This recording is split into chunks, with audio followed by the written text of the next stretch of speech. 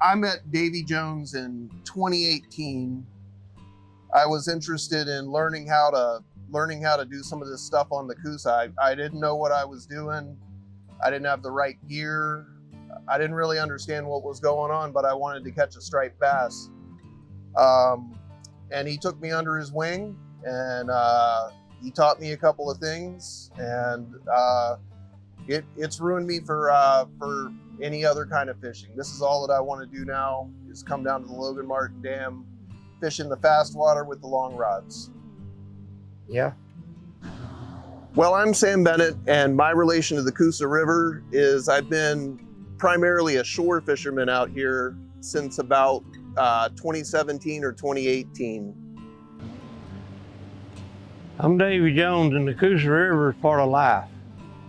I've been fishing down here since I was a kid. Yeah, we used to eat a lot of fish. I mean, we caught catfish, stripe, bass, even the brim. They went to the cooler. We were gonna take them home and eat them, and we did. But over the years, the contamination just got so heavy, and all the warnings we see, do not eat order. You know, don't eat any striped bass, they're contaminated with PCBs. Catfish are contaminated with mercury. Well, how did that happen? I feel like it's killing the water, the contamination, so we don't eat them anymore. But some people come down here, and this is how they live. They come to catch fish to eat, and they still keep them and take them home. And they know about the do not eat order, but they're like, well, we don't care. You know, we're not gonna go without food.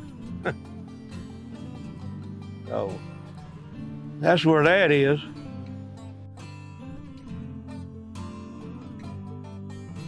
To me, the advisories on the Coosa are complicated because I certainly don't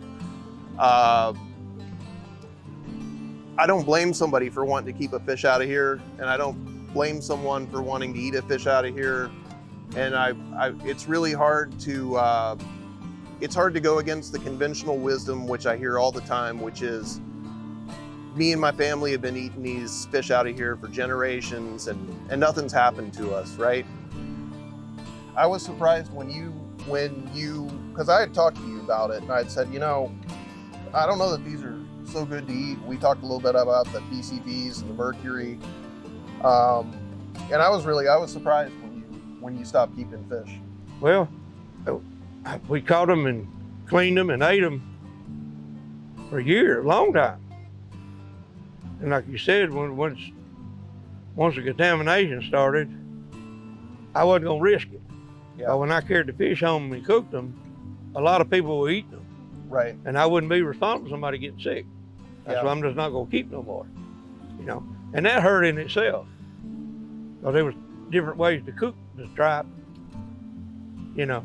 Oh, there's nothing that I would like better than to be able to take a stripe from here and to cook it well and to enjoy it, but it's just not in the cards anymore. Well, it's too big a risk. Yeah. You know, is it a low contamination? Is it a high contamination? And they put that out 4 ounces a month. Well, 4 ounces ain't nothing. No. McDonald's hamburger don't weigh more than 4 ounces. You know what I'm saying? Like, Jesus. You're gonna say, oh, you can eat 4 ounces a month. What about if I wait 3 months and eat 12 ounces? Right. That won't work, you know? You know. Yeah. I mean, I hate it because I really love them. A little bit of lemon and pepper sprinkle.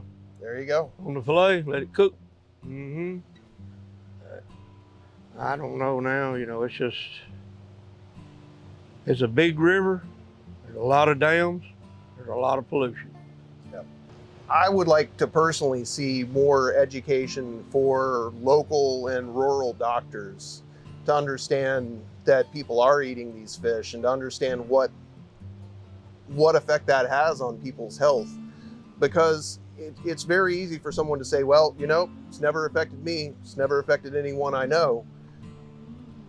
But how do you know that? You know, unless you have a doctor really tell you, yeah, this is because you're eating too many fish. And I've never heard of anyone being diagnosed with PCB issues. I don't know if there's a test for it. So I see that there's a huge gap in just rural public health and education. You know, I think that it's good that we have the advisories. It's good that Coosa Riverkeeper has, you know, doing as much as they are on social media. I think it's good that they have the hotline, but you know, I think that there's a lot more opportunity for more. I think even just some simple signage. I don't know why Alabama Power wouldn't sign off on putting up some signage around here, because to me, it's a no-brainer. The fish are dangerous to eat, and you should be educated on that. And I don't know what the pushback is from just hanging a couple of signs. I don't know if they feel responsible for it. I don't know, but I know that there is pushback on it, on just getting basic signage.